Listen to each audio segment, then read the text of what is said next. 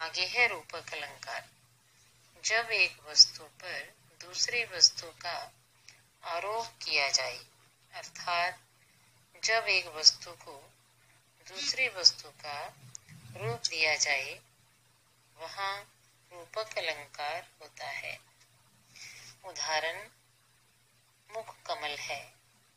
इस उदाहरण में मुख पर कमल का आरोप किया गया है, अर्थात मुख को कमल का रूप दिया गया है, मुख को कमल बना दिया गया है। रूपक के भेद हैं सांग रूपक, निरंग रूपक, परम्परित रूपक। आगे है उत्प्रेक्षा अलंकार। जब वस्तु में दूसरी वस्तु की संभावना की जाए, अर्थात एक वस्तु को दूसरी वस्तु मान लिया जाए, वहां पर उत्प्रेक्षा अलंकार होता है।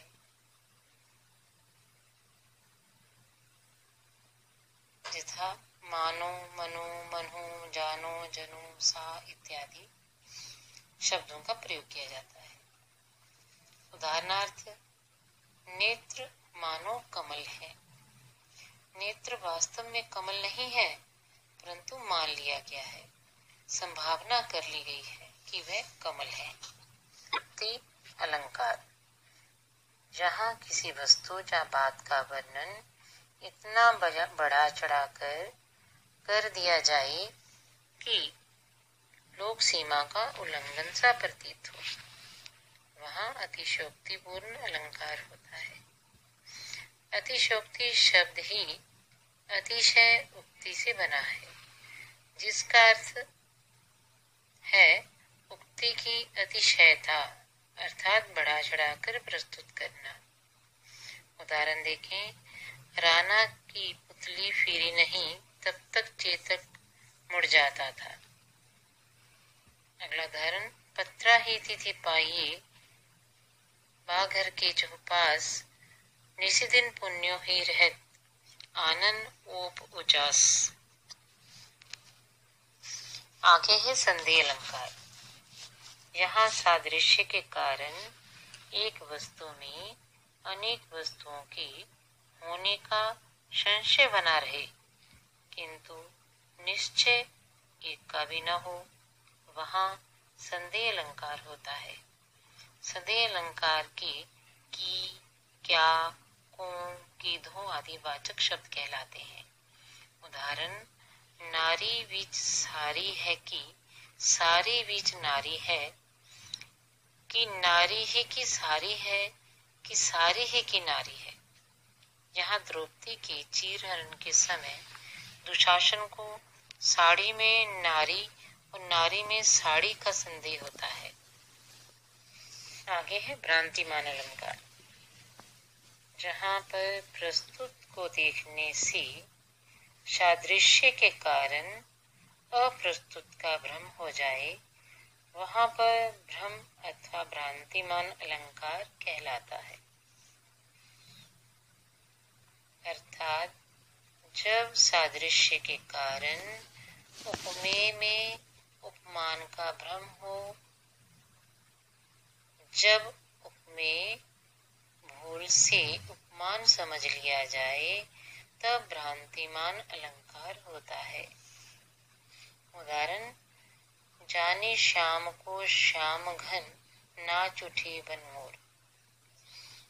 जहाँ मोरों ने कृष्ण को वर्ण सादृश्य के कारण श्याम मेघ समझ लिया, अर्थात कृष्ण उपमेय में श्यामल वर्ण होने के कारण मयूरों को श्यामल काले रंग के मेघों का भ्रम हो गया।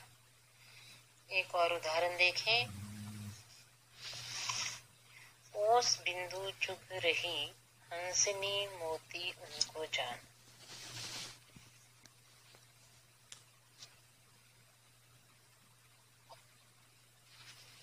आगे है दृष्टांत अलंकार।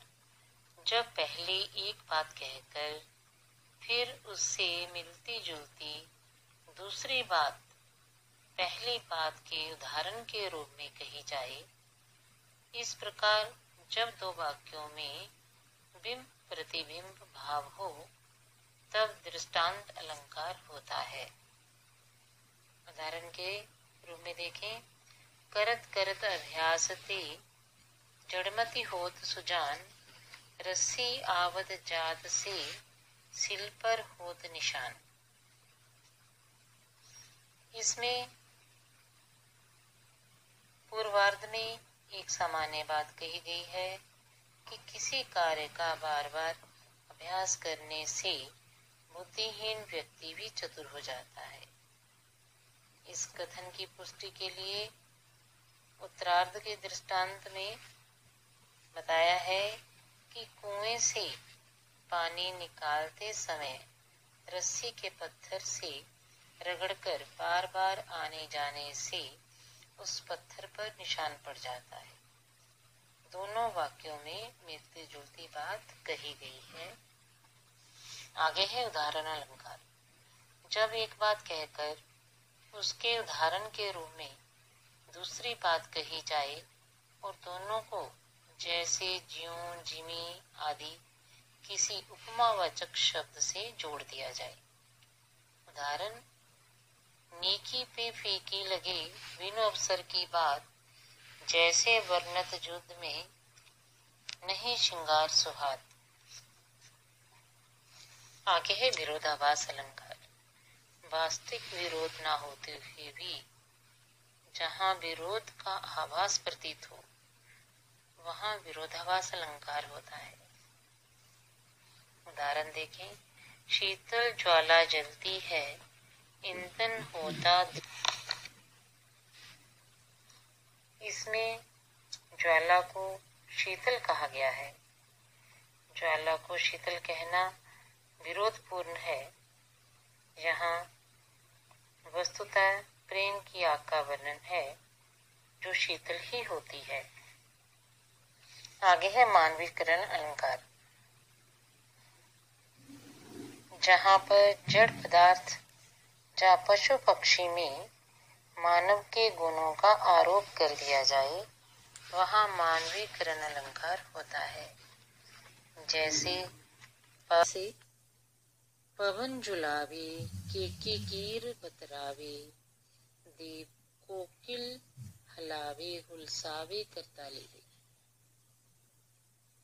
इसमें पवन उसे झुलाता है, मोर और तोता बातें कर रहे हैं, कोयल बोलकर खुश होती है और बहलाने के लिए हाथ की ताली बजाने का काम कर रही है। एक उदाहरण और देखिए, चुप का चाप खड़ी सी वृक्ष पात, सुनती जैसे कुछ निजी बात। एक उदाहरण देखिए, उदो मन नाही 10-20, एक हुदो सो कियो श्याम संग, को आराधे ईस। अमूर्त मन को श्याम के साथ चला गया बताया गया है। गमन करना मूर्त पदार्थ का मानवीय कार्य है जिसे कवि ने अमूर्त मन में स्थापित किया है, इसलिए यहाँ पर मानवीकरण अलंकार है। आगे है विशेषण विपर्यय। जब किसी वस्तु के विशेषण को किसी दूसरी वस्तु के साथ प्रयुक्त किया जाए तो विशेषण विपर्यय अलंकार होता है। उदाहरण, धीरे धीरे पथिक जा रहा श्रांत मार्ग पर अपने। जहाँ पर मार्ग श्रांत नहीं अपितु पथिक श्रांत है। पथिक का श्रांत विशेषण मार्ग के साथ प्रयुक्त किया गया है। आगे है विशेषोक्ति अलंकार। कारण के उपस्थित रहने पर भी जब कार्य का ना होना वर्णित किया जाए तब विशेषोक्ति अलंकार होता है। उदाहरण, नीर भरे नित प्रति रहे तो ना प्यास बुझाई। प्यास बुझाने कार्य का कारण नीर है। नीर से प्यार बुझती है। यहाँ कारण विद्यमान है फिर भी प्यास बुझना रूपी कार्य नहीं होता। विभावना अलंकार। जहाँ कारण के अभाव में भी कार्य के पूर्ण होने का वर्णन किया जाए, वहाँ विभावना अलंकार होता है। उदाहरण देखें। निंदक नीरे राखी आंगन कुटी बनाए, बिन पानी साबुन बिना निर्मल करे सुभाए। जहाँ बिना साबुन पानी के स्वभाव निर्मल होने का वर्णन है। अगला उदाहरण देखें। बिनु पद चले सुने बिनु काना, कर बिनु कर्म करे विधि नाना।